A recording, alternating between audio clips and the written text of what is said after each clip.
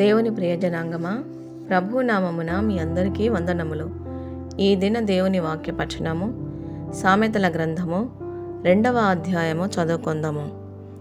నా కుమారుడా, నీవు నా మాటలను అంగీకరించి నా ఆజ్ఞలను నీ యొద్ద దాచుకొనిన ఎడల, జ్ఞానమునకు నీ చెవియొగ్గి హృదయపూర్వకముగా వివేచనను అభ్యసించిన ఎడల, తెలివికై మొర్రపెట్టిన ఎడల, వివేచనకై మనవి చేసిన ఎడల, వెండిని వెదకినట్లు దాని వెదకిన ఎడల, దాచబడిన ధనమును వెదకినట్లు దాని వెదకిన ఎడల, యెహోవా యందు భయభక్తులు కలిగి ఇండుట ఎట్టిదో నీవు గ్రహించెదవు.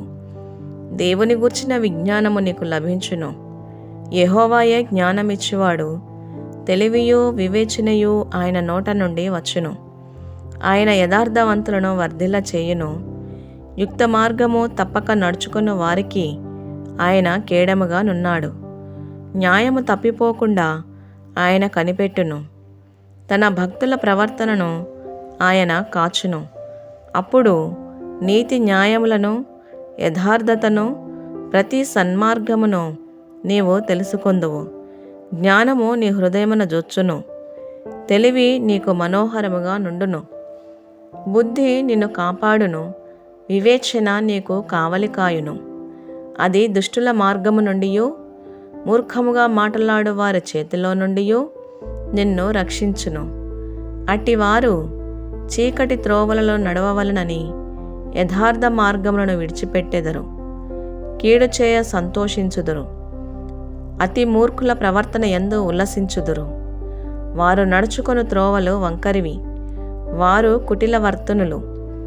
మరియు అది జారస్త్రీ నుండి, మృదువుగా మాటలాడు పరస్త్రీ నుండి నిన్ను రక్షించును. అట్టి స్త్రీ తన యవనకాలపు ప్రియుని విడిచినది, తన దేవుని నిబంధనను మరచునది. దాని ఇల్లు మృత్యువునొద్దకు దారితీయును. అది నడుచు త్రోవలు ప్రేతల యొద్దకు చేరును. దాని యొద్దకు పోవు వారిలో ఎవరనూ తిరిగిరారు. జీవ మార్గములు వారికి దక్కవు. నా మాటలు వినిన ఎడల నీవు సజ్జనుల మార్గమందు నడుచుకొందువు.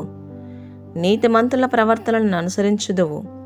యథార్థవంతులు దేశమందు నివసించుదురు. లోపము లేనివారు దానిలో నిలిచియుందురు. భక్తిహీనులు దేశంలో నుండకుండా నిర్మూలమగుదురు. విశ్వాసఘాతకులు దానిలో నుండి పెరికివేయబడుదురు. ఇంతటితో 2వ అధ్యాయము సమాప్తము.